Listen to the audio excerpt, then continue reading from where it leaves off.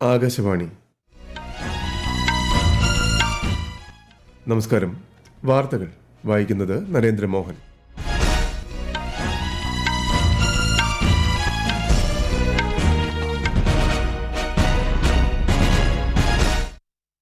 പ്രധാന വാർത്തകൾ. രാജ്യത്ത് ലോക്സഭാ തെരഞ്ഞെടുപ്പിന്റെ അവസാനഘട്ട പ്രചാരണം ഊർജിതമാക്കി മുന്നണികൾ. പരസ്യപ്രചാരണം മറ്റന്നാൾ അവസാനിക്കും. ഈ മൺസൂൺ കാലത്ത് രാജ്യത്ത് സാധാരണയിൽ കൂടുതൽ മഴ ലഭിക്കുമെന്ന് കേന്ദ്ര കാലാവസ്ഥാ വകുപ്പ്. കേരളത്തിൽ വെള്ളിയാഴ്ച വരെ മഴ തുടരും. 3 ജില്ലകളിൽ ഇന്ന് മഞ്ഞ ജാഗ്രത. SMS തട്ടിപ്പുകൾക്കെതിരെ പൌരന്മാർ ജാഗ്രത പാലിക്കണമെന്ന് ടെലികമ്മ്യൂണിക്കേഷൻ വകുപ്പിന്റെ മുന്നറിയിപ്പ്. ഗസയിലെ വെടിനിർത്തലുമായി ബന്ധപ്പെട്ട ഒരു ചർച്ചയിലും പങ്കെടുക്കില്ലെന്ന് ഹമാസ്. ഇസ്രായേൽ നടത്തിയ ആക്രമണത്തെ തുടർന്നാണ് തീരുമാനം. ഫ്രഞ്ച് ഓപ്പൺ ടെന്നീസിന്റെ പുരുഷ ഡബിൾസിൽ ഇന്ത്യൻ താരങ്ങളായ റോഹൻ ബൊപ്പണ്ണയും യൂക്കി ഭാംബ്രിയും ഇന്നിറങ്ങും. വാർത്തകൾ വിശദമായി. ആത്മീയ തലത്തിലുള്ള ശാക്തീകരണമാണ് യഥാർത്ഥ ശാക്തീകരണമെന്നും ആത്മീയ മൂല്യങ്ങൾ വ്യത്യസ്ത മതവിശ്വാസങ്ങളുള്ളവരെ ഒരുമിപ്പിച്ച് നിർത്തുന്നതായും രാഷ്ട്രപതി ദ്രൗപദി മുർമു. സ്വാർത്ഥതയ്ക്ക് അതീതമായി പൊതുജനക്ഷേമം ലക്ഷ്യമിട്ട് പ്രവർത്തിക്കാൻ കഴിഞ്ഞാൽ അത് ആത്മീയതയുടെ സാമൂഹിക പ്രകടനമാകുമെന്നും രാഷ്ട്രപതി പറഞ്ഞു. ന്യൂഡൽഹിയിലെ ഭാരത് മണ്ഡപത്തിൽ ബ്രഹ്മകുമാരി സംഘടിപ്പിച്ച ദേശീയ സമ്മേളനത്തെ അഭിസംബോധന ചെയ്യുകയായിരുന്നു രാഷ്ട്രപതി. ലോക്സഭാ തെരഞ്ഞെടുപ്പിന്റെ അവസാനഘട്ട പ്രചാരണം രാജ്യത്ത് ഊർജിതമായി പുരോഗമിക്കുന്നു. 57 മണ്ഡലങ്ങളിലാണ് ജൂൺ 1 7ാം ഘട്ടത്തിൽ വോട്ടെടുപ്പ് നടക്കുന്നത്. പരസ്യപ്രചാരണം മറ്റന്നാൾ അവസാനിക്കും. ഒരു റിപ്പോർട്ട്. BJPയുടെ മുതിർന്ന നേതാവും പ്രധാനമന്ത്രിയുമായ നരേന്ദ്രമോദി ജാർഖണ്ഡിലെ ദുംക എയർപോർട്ട് ഗ്രൌണ്ടിൽ ഇന്ന് തെരഞ്ഞെടുപ്പ് യോഗത്തെ അഭിസംബോധന ചെയ്യും. വിജയ് സങ്കല്പ് യാത്രയുടെ ഭാഗമായാണ് യോഗം. ദുംക പാർലമെന്റ് സീറ്റിൽ നിന്ന് സീതാ സോറനാണ് തെരഞ്ഞെടുപ്പിൽ മത്സരിക്കുന്നത്. BJP അധ്യക്ഷൻ JP നദ്ദ ദിയോഘറിൽ 3 തെരഞ്ഞെടുപ്പ് യോഗങ്ങളിൽ പങ്കെടുക്കും. കോൺഗ്രസ് നേതാവ് രാഹുൽ ഗാന്ധിയും സമാജ്വാദി പാർട്ടി അധ്യക്ഷൻ അഖിലേഷ് യാദവും ഉത്തർപ്രദേശിലെ വാരാണസിയിലെ മോഹൻസരായ് മേഖലയിൽ റാലിയെ അഭിസംബോധന ചെയ്യും. ബൻസ്ഗാവ് ലോക്സഭാ മണ്ഡലത്തിലെ പരിവർത്തൻ സങ്കല്പ സഭയിൽ ഇരുവരും സംസാരിക്കും. ജൂൺ 1 നടക്കുന്ന അവസാനഘട്ട തെരഞ്ഞെടുപ്പിൽ ഉത്തർപ്രദേശ്, പഞ്ചാബ് എന്നിവിടങ്ങളിൽ 13 വീതവും, പശ്ചിമബംഗാളിൽ 9, ബീഹാറിൽ 8, ഒഡീഷയിൽ 6, ജാർഖണ്ഡിൽ 3, ഹിമാചൽ പ്രദേശിൽ 4, ചണ്ഡിഗഡിലെ 1 ലോക്സഭാ മണ്ഡലത്തിലുമാണ് വോട്ടെടുപ്പ് നടക്കുന്നത്. News desk, Akashvani. വിൻഡ് ഫാമിൽ വിന്യസിക്കാനുള്ള ഹൈബ്രിഡ് സർവീസ് ഓപ്പറേഷൻ വെസൽ നിർമ്മിക്കുന്നതിനായി കൊച്ചി കപ്പൽശാലയ്ക്ക് UK ആസ്ഥാനമായ നോർത്ത് സ്റ്റാർ ഷിപ്പിംഗിൽ നിന്നും 60 ദശലക്ഷം യൂറോയുടെ ഓർഡർ ലഭിച്ചു. സഫോക് തീരത്ത് സ്ഥിതി ചെയ്യുന്ന Scottish power renewables offshore wind ഫാമിലേക്കുള്ള യാനമാണ് കൊച്ചി കപ്പൽശാല നിർമ്മിക്കുന്നത്. കരാർ പ്രകാരം ഇത്തരത്തിലുള്ള 2 കപ്പലുകൾ കൂടി കൊച്ചിയിൽ നിർമ്മിക്കും. ഈ വർഷം ജൂൺ മുതൽ സെപ്റ്റംബർ വരെയുള്ള മൺസൂൺ കാലയളവിൽ രാജ്യത്ത് സാധാരണയിൽ കവിഞ്ഞ മഴ ലഭിക്കുമെന്ന് കേന്ദ്ര കാലാവസ്ഥാ വകുപ്പ്. രാജ്യത്തിന്റെ ദക്ഷിണ മധ്യമേഖലകളിൽ മഴ സാധാരണയിൽ കൂടുതലും, വടക്കു പടിഞ്ഞാറൻ ഇന്ത്യയിൽ സാധാരണ നിലയിലും, വടക്കു കിഴക്കൻ പ്രദേശത്ത് സാധാരണയിൽ താഴെയുമായിരിക്കും കാലവർഷമെന്നും IMD director general doctor Mrutyunjay Mohapatra പറഞ്ഞു. ദീർഘകാല ശരാശരിയുടെ 106% ഇത്തവണത്തെ മഴ. അടുത്ത 5 ദിവസത്തിനുള്ളിൽ കേരളത്തിൽ മൺസൂൺ ആരംഭിക്കുന്നതിന് അനുകൂലമായ സാഹചര്യമുണ്ടെന്നും IMD ഡയറക്ടർ ജനറൽ അറിയിച്ചു. കേരളത്തിൽ വെള്ളിയാഴ്ച വരെ മഴ തുടരുമെന്ന് കേന്ദ്ര കാലാവസ്ഥാ വകുപ്പ്.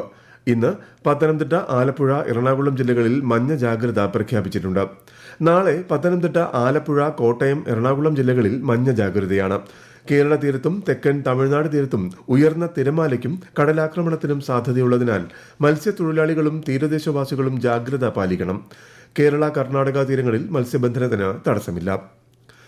റേമൽ ചുഴലിക്കാറ്റിന്റെ ശക്തി കുറഞ്ഞതായി കേന്ദ്ര കാലാവസ്ഥാ വകുപ്പ്. നോർത്ത്, സൌത്ത് 24 പർഗാനസ്, കൊൽക്കത്ത, ഹൌറ തുടങ്ങി പശ്ചിമ ബംഗാളിന്റെ തീരമേഖലയിൽ മഴയുടെ ശക്തിയും കുറഞ്ഞു. ചുഴലിക്കാറ്റിനെ തുടർന്നുണ്ടായ അതിശക്തമായ മഴയിൽ സംസ്ഥാനത്ത് നിരവധി വീടുകൾക്ക് കേടുപാടുകൾ സംഭവിച്ചിരുന്നു. 5ഓളം മരണങ്ങളും പശ്ചിമ ബംഗാളിൽ റിപ്പോർട്ട് ചെയ്തു. മഴ ശമിച്ചതോടെ മെട്രോ, ലോക്കൽ ട്രെയിൻ സർവീസുകളും കൊൽക്കത്തയിൽ നിന്നുള്ള വിമാന സർവീസുകളും പുനരാരംഭിച്ചിട്ടുണ്ട്.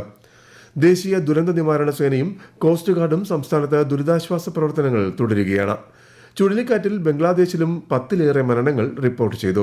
ഞായറാഴ്ച രാത്രിയോടെയാണ് അതിതീവ്ര ചുഴലിക്കാറ്റ് റേമൽ ഖേപ്പു പാറയ്ക്കും സാഗർ ദ്വീപിനുമിടയിൽ തീരം തൊട്ടത്. ഛത്തീസ്ഗഡിലെ ഒരു ഫാക്ടറിയിൽ ശനിയാഴ്ചയുണ്ടായ സ്ഫോടനത്തിൽ 8 പേരെ കാണാതായി. വ്യാവസായിക ആവശ്യങ്ങൾക്കായി സ്ഫോടക വസ്തുക്കൾ നിർമ്മിക്കുന്ന ഫാക്ടറിയിലാണ് സ്ഫോടനമുണ്ടായത്. സംഭവ സ്ഥലത്തു നിന്നും അവശിഷ്ടങ്ങൾ നീക്കം ചെയ്യുന്നതിനിടെ മനുഷ്യാവയവങ്ങളുടെ ഭാഗങ്ങൾ കണ്ടെത്തിയിരുന്നു. ഇവ DNA പരിശോധനയ്ക്കായി അയക്കും. അവശിഷ്ടങ്ങൾ നീക്കം ചെയ്യുന്ന ജോലി പൂർത്തിയായതായി ജില്ലാ കളക്ടർ പറഞ്ഞു. സ്ഫോടനത്തിൽ ഒരാൾ കൊല്ലപ്പെടുകയും 6 പേർക്ക് പരിക്കേൽക്കുകയും ചെയ്തു. ഈ വാർത്തകൾ ആകാശവാണിയിൽ നിന്ന്. SMS തട്ടിപ്പുകൾക്കെതിരെ പൌരന്മാർ ജാഗ്രത പാലിക്കണമെന്ന് ടെലികമ്മ്യൂണിക്കേഷൻ വകുപ്പിന്റെ മുന്നറിയിപ്പ്.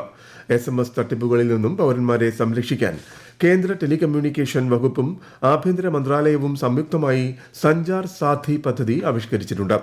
കഴിഞ്ഞ 3 മാസത്തിനിടെ 8 SMS ഹെഡറുകൾ ഉപയോഗിച്ച് 10,000-ലധികം വ്യാജ സന്ദേശങ്ങൾ അയച്ചത് ശ്രദ്ധയിൽപ്പെട്ടതായി കമ്മ്യൂണിക്കേഷൻ മന്ത്രാലയം അറിയിച്ചു. ഇതിന് പിന്നിലുള്ള സ്ഥാപനങ്ങളെ കരിമ്പട്ടികയിൽപ്പെടുത്തിയതായും മന്ത്രാലയം വ്യക്തമാക്കി. ഡൽഹിയിൽ നിന്നും വാരാണസിയിലേക്കുള്ള ഇൻഡിഗോ വിമാനം ബോംബ് ഭീഷണിയെ തുടർന്ന് ഐസൊലേഷൻ ബേയിലേക്ക് മാറ്റി.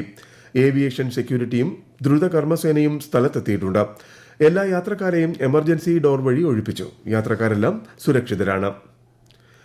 ഇന്ത്യയുടെ തിരഞ്ഞെടുപ്പ് ചരിത്രത്തിലെ ഏറ്റവും വലിയ മുന്നേറ്റത്തിനാണ് ഇത്തവണ ജമ്മു കശ്മീർ സാക്ഷ്യം വഹിച്ചത്. കഴിഞ്ഞ 35 വർഷത്തിനിടയിലെ ഏറ്റവും ഉയർന്ന പോളിംഗ് പങ്കാളിത്തമാണ് ഈ ലോക്സഭാ തെരഞ്ഞെടുപ്പിലുണ്ടായത്. വിശദാംശങ്ങളിലേക്ക്.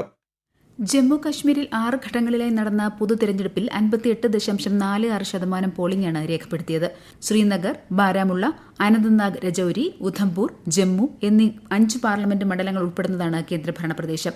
ഉധംപൂരിൽ 68%, ജമ്മുവിൽ 72% പോളിംഗ് രേഖപ്പെടുത്തി. ശ്രീനഗറിൽ 38%, ബാരാമുള്ളയിൽ 59%, അനന്ത്നാഗ്, രജൌരിയിൽ 55% പോളിംഗാണ് രേഖപ്പെടുത്തിയത്.